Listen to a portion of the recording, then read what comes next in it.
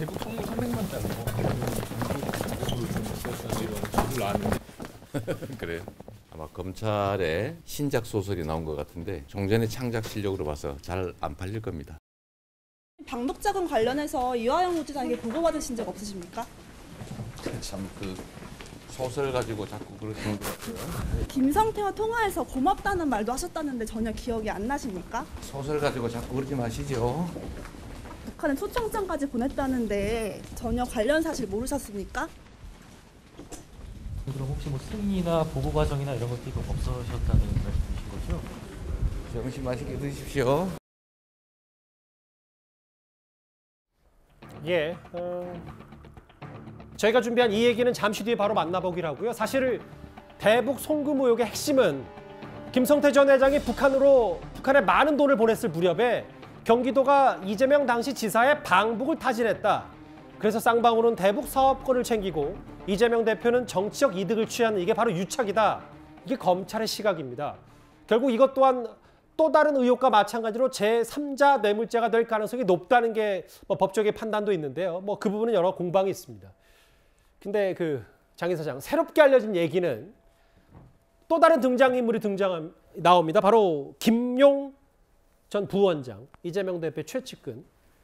동아일보 보도에 따르면 당시 돈이 오고 갔을 무렵에 김성태 전 회장이 어쨌든 500만 달러를 북한에 전달했는데 북에 돈을 전달했다, 고맙다, 이런 발언을 했다고 지금 검찰 조사 중에 진술한 것으로 알려졌거든요. 네, 결과적으로 김성태 전 회장과 이재명 대표의 최측근들 사이에는 굉장히 오랜 교류와 소통, 그리고 김성태 전 회장이 북에 불법적으로 송금한 것을 이재명 대표의 측근들이 인지하고 있었다는 내용의 핵심 진술입니다. 그런데 한 가지, 지금 화면 나오지만요. 김성태 전 회장이 귀국할 때 저 공항에서는 이재명 대표 모른다고 했고 모든 혐의를 다 부인했거든요.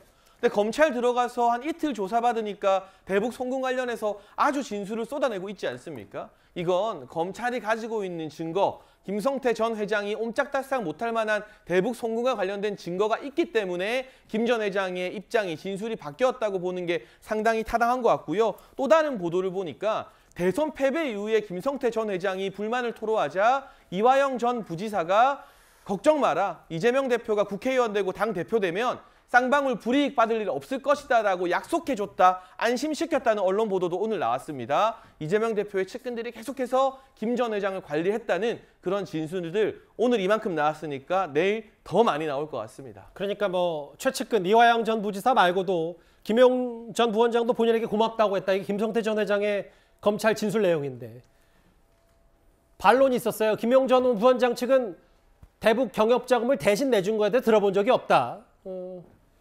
그럼에도 검찰은 윗선 공모 가능성을 염두에 수사하고 있다. 입장이 좀 갈리고 있습니다. 민주당에서는요. 아니 어떻게 남북관계가 그렇게 얼어붙었을 시점에 경기도 단독으로 방북을 추진할 수 있겠냐라는 입장인데요. 그 목소리, 민주당의 반박 목소리 한번 듣고 와서 관련 내용 이어가 보도록 하겠습니다. 당시 국제정세를 고려하면 검찰 주장은 한마디로 기초적인 사실관계조차 확인하지 않은 황당무계한 소설입니다. 2월 하노이 북미회담 결렬 이후 2019년 하반기는 남북관계가 경색되고 있었습니다. 대한민국 정부, 미국 정부마저 북측과 대화를 진전할 수 없던 경색된 상황에서 경기도지사가 방북을 한다는 게 말이 됩니까? 근데 여러 보도를 통해 알려지기로는 실제로 5번 정도가 경기도가 당시 이재명 지사 도장이 찍힌 초청 요청 공문을 북한에 보낸 건 사실이고 5번 정도 전달했다. 국제정세가 그렇고 한반도가 이렇게 얼어붙었는데 어떻게 경기도 단독으로 보내냐. 저 논리는 일단 이걸로 깨지는 건 아닌지 모르겠어요. 일단 2019년도 하노이 회담이 노딜로 끝난 후에 대북 관계가 굉장히 경색됐던 사실은 분명한 사실입니다. 그렇기 때문에 경기도지사가 당시에 방북을 할 수 있는 가능성이 있었겠느냐?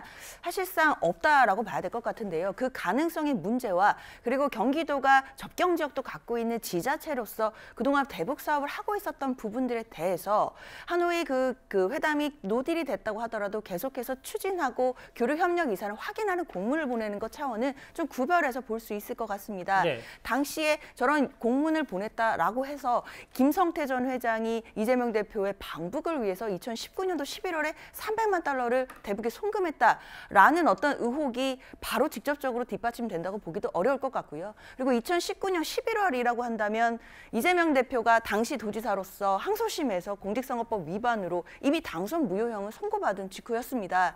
그렇기 때문에 당시 이재명 도지사로서는 자신의 정치 생명도 어떻게 될지 알 수 없는 상태였고 지금 2023년에서 봤을 때야 이재명 대표가 뭐 유력한 대선 주자이고 또 야당의 강력한 당대표로 또 국민의 지지를 받고 있지만 19년도 11월이라고 한다면 본인의 정치적 생명 그리고 도지사로서의 본인의 임기를 다할 수 있을지도 사실 알 수 없는 상황이었습니다. 근데 그런 상황에서 김성태 전 회장이 모든 리스크를 감수하고 방북을 위해 그리고 그 방북이 크게 가능성도 높지도 않은데 그걸 위해 본인의 돈으로 또는 쌍방울의 돈으로 그 대북에 송금을 했다. 이런 부분이 사실 논리적으로는 잘 납득이 되지 않는 부분도 있거든요. 그렇기 때문에 검찰로서는 김성태 전 회장의 이런 진술 말고도 이 진술이 바뀌었으니까 이게 사실인지를 확인하는 작업들을 지금 면밀히 진행을 해야 될 것으로 보입니다. 근데 이제 사실은 추진한 건 맞는 거니까 뭐 물밑에서 어떤 정도의 규모와 목소리를 갖고 있는지 모르겠지만 추진한 건 맞는 거고 다음 화면도 있어요. 실제로 최소 5번 전달했고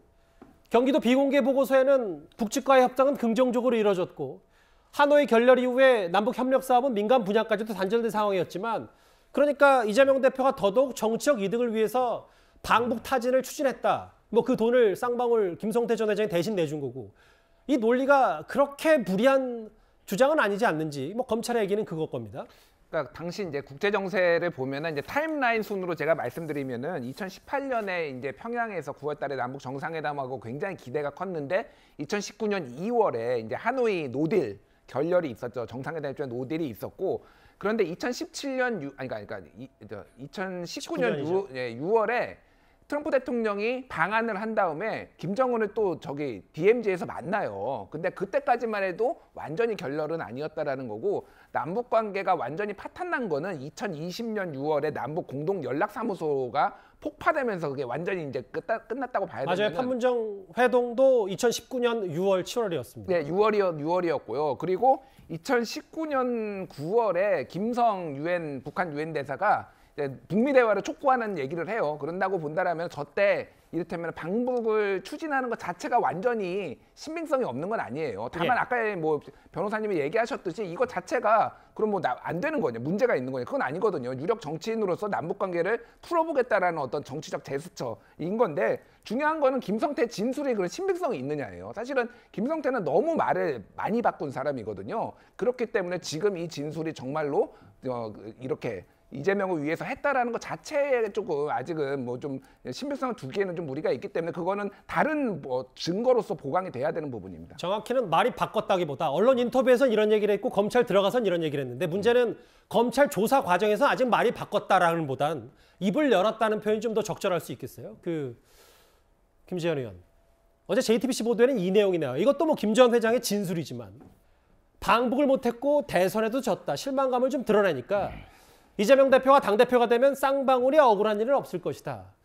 이것도 뭐 두 사람의 유착관계를 방증하는 거 아니냐는 뭐 해석도 좀 있는 것 같아요. 그뿐만이 아니고요. 이제 그 북한에 전달한 특히 이제 이재명 대표 당시 이재명 경기지사의 방북 시에 편의를 제공하고 또 뭐 좋은 대우로 의전을 하는 그런 대가로 300만 불을 전달했다 이런 보도가 나오고 있는데요. 그런 내용은 사실 그것이 사실이라면 이것은 뭐 제3자 뇌물죄가 아니라 단순 뇌물죄죠. 그냥 이재명 대표가 내야 될 돈을 김성태 회장이 대신 내준 그런 논리가 성립될 테니까요. 그러면 이런 식으로 투자를 했는데 결국은 방북이 되지 않았다. 그래서 나는 손해를 입었다라는 그런 정도의 대화 끝에 막 그렇지만 이재명 대표가 이제 그 대선에는 졌지만 국회의원이 되고 또 당대표가 되면 충분히 이게 커버가 될 것이다. 뭐 그런 이야기를 했다고 전후 사정으로 파악이 된다면 이것은 이재명 대표가 김성태 회장의 그 북한 자금 제공을 사실관계를 분명히 알았을 것이다. 뭐 그런 데 대한 이 전후 사정의 한 단면이 아닌가 생각을 합니다. 이것이 이제 알겠습니다. 과연 뇌물죄가 될 것이냐 아니냐 하는 데 대한 유력한 보강 증거가 되리라고 생각을 합니다. 결국은 뭐 대북 송금에 대해서 이재명 대표가 알았냐, 그럼 알았다면 어디까지 알았냐가 이제 검찰 수사 핵심일 텐데 몇 번 더 통화했다는 내용까지 좀 새롭게 알려지면서 이 의혹 식지 않고 있습니다. 여기까지 정리할게요. 지금까지 들은 여러분들의 목소리입니다. 첫 번째 댓글입니다. 사진 찍어서 인기 얻으려 하지 말고 일이나 잘해요 라고 하셨고요. 예. 소신 발언에 죄를 물으면 어떻게 비판하나요? 라고 하셨습니다. 예. 김건희 여사 증거가 차고 넘친다면 왜 재판에 못 넘겼는지 도이치모터스 관련이 있는 것 같은데요. 추미애 박범계 두 법무부 장관에게 물어봐라. 소설대 다큐의 싸움인가요? 여러 의미심장한 얘기 이재명 대표 관련 의혹 얘기하셨는데요. 댓글 4개만 오늘 만나보겠습니다.